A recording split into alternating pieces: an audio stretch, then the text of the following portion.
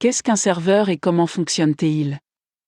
Pour commencer simplement, un serveur est quelque chose qui sert, cela peut être sous la forme de vous servir en envoyant un message à votre ami sur WhatsApp ou en discutant avec un collègue sur Facebook, tout cela est fait sur un serveur. Les serveurs sont l'épine dorsale de l'Internet et de nos vies. Qu'il s'agisse d'effectuer une transaction bancaire via certaines applications ou de jouer à un jeu, tout se fait par l'intermédiaire de serveurs. Par exemple, lorsque vous envoyez un message via Gmail, vous travaillez sur les serveurs de Google qui s'assurent que votre message parvient à son destinataire et qui sauvegardent vos messages et vos données aussi longtemps que vous le souhaitez.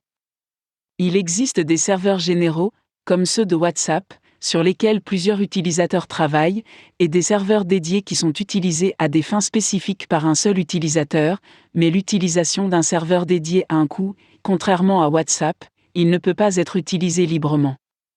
Maintenant, vous avez également entendu parler de serveurs qui tombent en panne ou de serveurs qui ne fonctionnent pas correctement, cela peut être dû à un plus grand nombre d'utilisateurs qui utilisent ou travaillent en même temps, ce qui crée une charge sur le serveur et qui à son tour réduit la vitesse des serveurs et prend plus de temps à charger.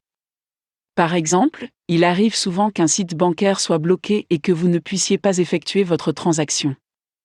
Cela est dû soit à un trop grand nombre d'utilisateurs utilisant le serveur à ce moment-là, soit à un serveur de mauvaise qualité. Pour combattre ce problème, les grandes entreprises s'assurent toujours qu'elles utilisent des serveurs avec une configuration de haut niveau afin que le travail de leurs utilisateurs ne soit pas entravé.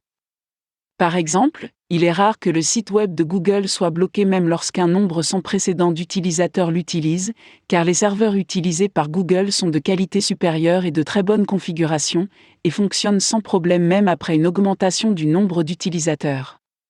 Pour résumer, les serveurs sont la raison pour laquelle vous pouvez envoyer des mails, commander de la nourriture en ligne, chatter sur WhatsApp, surfer sur Facebook et tout ce que vous pouvez faire sur Internet.